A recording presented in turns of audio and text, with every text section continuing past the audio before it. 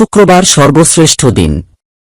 রাসূলুল্লাহ সাল্লাল্লাহু আলাইহি ওয়াসাল্লাম বলেন, সর্বোত্তম দিন হল শুক্রবার। এই দিনে আদম আলাইহিস সালামকে সৃষ্টি করা হয়েছে, এই দিনেই তাকে জান্নাতে প্রবেশ করানো হয়েছে এবং এই দিনেই তাকে জান্নাত থেকে বের করা হয়েছে। আর কিয়ামত সংঘটিত হবে শুক্রবারে। সহিহ মুসলিম 854।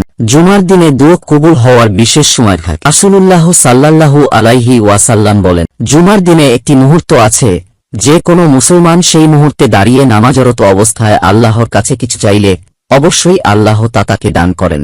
সহিহ বুখারী 935, সহিহ মুসলিম 852। 3. জুমার নামাজের গুরুত্ব।